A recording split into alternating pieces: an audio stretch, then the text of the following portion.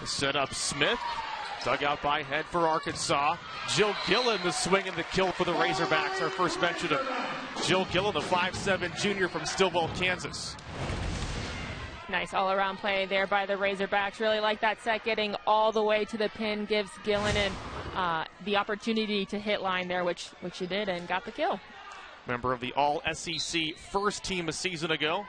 Also the SEC Scholar Athlete of the Year. Setter Gracie Ryan serving. Texter set up Faith Maneri, and it falls in for a Texter's kill. Great swing by Maneri going after those high hands. We saw a little bit of that last night against Pine Bluff, finding some success against the Razorbacks. High hands. The Razorbacks made a couple of adjustments, it seemed, pressing a little bit more low and over to get some more blocks, so we might be able to see that this afternoon as well. And a misfire on the serve from Smith. Arkansas back up to a 5-point advantage. Razorback head coach Jason Watson, SEC co-coach of the year a season ago. He shared that with Craig Skinner at Kentucky, whose program won the national title a season ago. The Razorbacks finished 14-8 against an SEC-only schedule, one of the last 4 teams left out of the NCAA tournament. And Caitlin, you would have to think if there was a full field, the Razorbacks would have been in it last season. I could put a whole lot of money on that for sure. I wouldn't, but I could. Yeah, really heartbreaking. But, you know, Ryan mentioned in a couple of interviews, it just gives you that much more motivation to do well this season, knowing that they were even so close, just even with the adjusted bracket. Arkansas picked to finish 5th in this year's SEC preseason coaches poll. Last year, Razorbacks split their schedule across 2 semesters, in the fall and in the spring, so a little bit more normal schedule, and you would have to think that helps too. Totally, just getting back into the groove of things, just having a normal practice, right, with the split schedule you had coming back in January, then it seemed like so quickly, 3 weeks after you're starting conference play. Again, just not a whole lot of time to get ready. Razorbacks set up Archibong for the kill. 6'1" grad transfer. She helped Kansas State to a 10-6 Big 12 record last year. Jason Watson hopes she can help out the Razorbacks this season. Tough to find those middles in the transfer portal.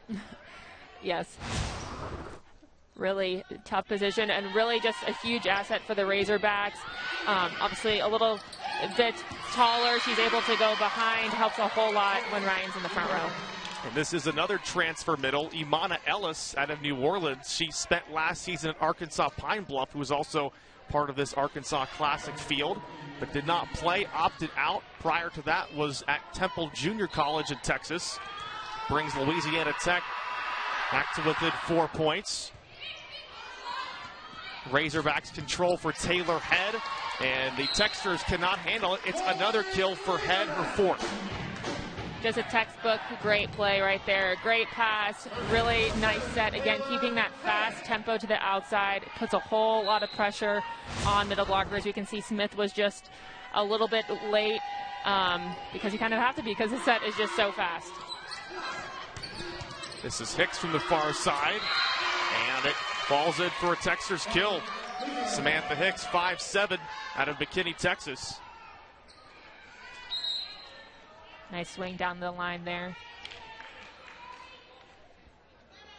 Louisiana Tech had a slow start in their first match of the season last night. They fell that opening set 25-13 to Little Rock, and they had to use 2 timeouts before the Trojans got to 12 points. So a much better start for them in their second match of the season, as Ryan sets Archibong, and Louisiana Tech controls it. Hicks once again, another kill for Hicks. Hicks doing a nice job on the outside, just using the block. Really nothing fancy, but getting the job done, using those high hands, kind of sneaking it through, mixing up her shots, going angle and line. Louisiana Tech showing a little confidence here in this opening set. Playing with the Razorbacks as Jill Gillen hammers it down the side out for Arkansas. Nice swing by Gillen there. And talking to Coach Watson earlier this week, he was expecting Gillen to really diversify her tool belt per se. So we know that she's a super powerful hitter. We saw a powerful swing there, but even mixing up just more of a range. So we expect to see that too this afternoon. Razorbacks control. Ryan setting Gillen. There is an off-speed swing. Gillen once again. And Johnson digs it out for the Texters. Taylor head down the middle. A nice diving dig by Johnson. Chance for Crumpton. Puts the Razorbacks up by 5 points. Arkansas with a 5-point lead here in set number 1, day 2 of the Arkansas Classic for Barnhill Arena.